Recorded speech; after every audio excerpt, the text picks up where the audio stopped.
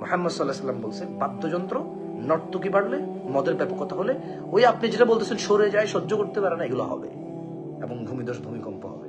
মজার কথা হলো, যখন বিপদ আসবে সবার উপরে আসবে, নামাজি বেনামাজি, গায়ক গায়িকা এবং তার শ্রোতা, এবং যে তাকে শুনে না, যে গায়ক বাদ্যযন্ত্র শুনে না, ইমাম, মুয়াজ্জিন, মুসল্লি, তাহাজ্জুদ গুজার, হাজি, গাজী এবং অশ্লীল, সবার উপরে আসবে মুসিবা।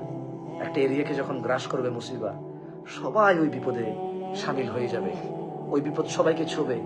তারপর কিয়ামতে বিচারের দিনে সবাই যার যার নিয়ত অনুযায়ী উঠবে। গায়ক তার গায়কের নিয়তে, গায়কের শ্রোতারা তাদের গায়কের শ্রোতা হিসাবে উঠবে, আর যে গায়ক এবং গায়কের শ্রোতা থেকে বিমুখ এবং আল্লাহকে ভয় করে দূরে থাকবে এগুলো থেকে, সে তার নিয়ত অনুযায়ী উঠবে, কিন্তু বিপদ সবাইকে ছুঁয়ে ফেলবে।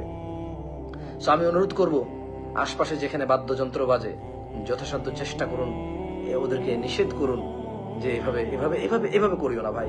এই ঢাকা শহরের একটা ভূমিকম্প 50টা বাড়ি ভেঙে গেলে, 100টা বাড়ি ভেঙে গেলে 10 দিন লাগবে লাশ বাইর করতে। 10 দিন লাগবে লাশ বাইর করতে।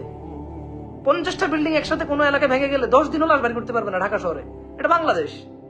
বলবে এই নাই সেই নাই, রাস্তা নাই, ঘাট নাই, পানি নাই, ক্রেন ঢুকতে পারতেছে না, হেলিকপ্টার নামতে পারতেছে না, ওই যে অত বড় ক্রেন নাই যে এত বড় বিল্ডিং তুলবে, ওই আবার ক্রেন দিয়ে তুলতে পারতেছে না কারণ ভিতরে মানুষ আছে। সো যদি ক্রেন ঢুকায়, আবার ওই মানুষগুলো যদি জীবিত থেকে মরে যায়, পিসা যায়, গইলা যায়, চ্যাপটা হয়ে যায়, ওই ভয়ে আমরা কাজ করতে পারতেছি না।